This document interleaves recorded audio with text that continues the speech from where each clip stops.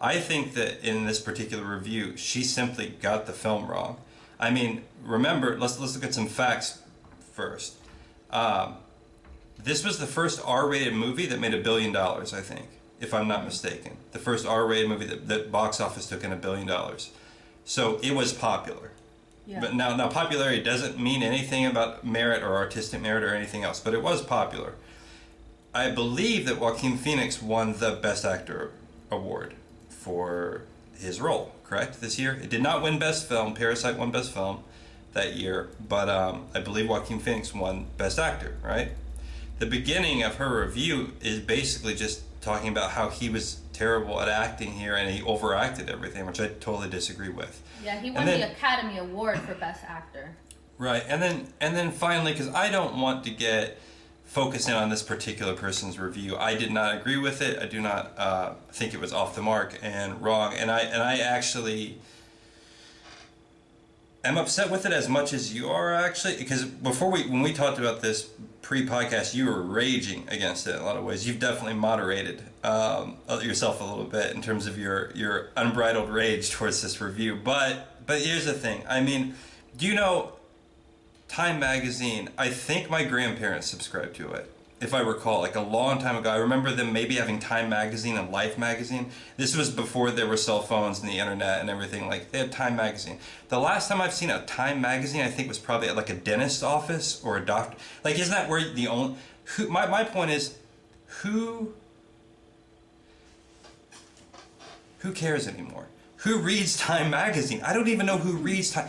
Is there anyone in this world who has said to themselves, this movie came out, oh, I can't wait to go look at what Time Magazine's movie review says about it? No one does it anymore. And I think because no one cares, or very few people care anymore, what these big... Time Magazine used to be a huge thing.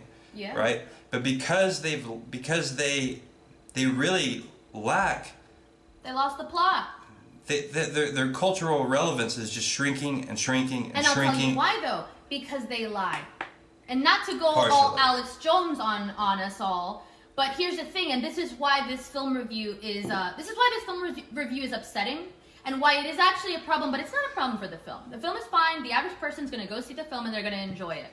What it's symbolic of a larger problem, which is looking at a real problem, looking at something in a film, something that unsettles you, that you see this, oh, look at this character that is maligned by society. And I think what actually makes this film hard for some people to even kind of get into is that it's almost cliche in the way it shows a dystopia. You know, like kids beating up a guy and there's trash everywhere and everything's dark. And it's just like, oh yeah, the life sucks or whatever. It seems almost like it's a caricature of dystopia. But the thing is that it has that cliche quality because it's so close to what we already know. There's something so familiar in this, in the rude people, in the grind of work where you're an employee that no one cares about, where everyone's an asshole and you have no sense of meaning or agency in your life, and problem after problem falls upon you. Your health care is cut, your job gets lost. These are very banal little events that happen, and they happen to everyday people every day. That is losing your health care, losing your job, being child abuse. These are true facts of life. And that's why I find the inability to look at this movie and see how much it reflects true life, and then to put that into a kind of narrative instead that's dripping with disdain for this character that is, this character is an amalgamation of so much of the suffering that the average person goes through. And so here are a few little statistics that I would like to interject into our discussion. Before you do, I'd like to just, before we leave this review, the last couple lines of reviews, again, I don't want to go through this like line by line saying why I dislike it, no point in that, but the last two lines is, there's a sick joke in there somewhere. Unfortunately, it's on us. And she's talking about the movie. Mm-hmm. I think the real problem with all of this is, what does she mean by us anymore? Yeah, there is no Unfortunately, us. it's on us. I mean, who is us? This is now is per this, your per your request. You told me do not rip apart her review, having only read one review. So yes, I read I thought that was lot. fair. And that is Right, fair. right. So I did it. I went to read a bunch of her work, and she's just an extremely boring person. That's okay. You know, she writes kind of banal takes on film, and that's okay. She thought that movie that Tom Hanks did a movie recently, like with some kind of, what is it? He was in, I forgot the name of the movie. Watch It was so bad that I couldn't believe I was seeing Tom Hanks in it. It was actually Is it where so he's like boring. he's in Texas, a captain. former No, Confederate? No, he's a captain on a submarine in a war, which sounds great. Sounds very interesting, but it's actually a really boring movie, really badly done. And she was like, "This is great." I was just like, "Okay, bro, you come on." It read was like, and you can find this on Apple TV. And I was like, I mean, it's just, that's the whole thing, is that, It's a little you know, dishonest. this is the thing we have an argument about sometimes, because you're like, man, I don't like this review, so I'm going to go read a bunch more reviews, partially because I said it would only be fair to give her a chance to read her reviews, and my stance was, I'm just done. I'm not going to read anymore. Because, like, does it even matter? Like, is anyone listening?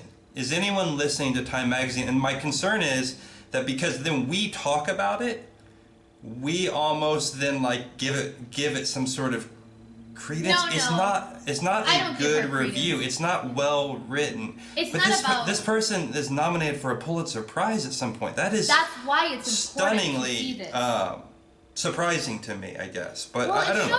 It shows you the degradation of the institution, and it shows you the split between reality and this bubble world, where we look at a film that embodies so many of the ills in our present day society, and instead we lament that we've had to watch this shitty movie, and the joke's on us. Now, this is what I don't like about this idea. Also, you know, separately from her, she kind of just seems to think that the movie is some kind of like masturbation for the incel type of person. So right. It's like, you know, this is like there's a lot of lines in her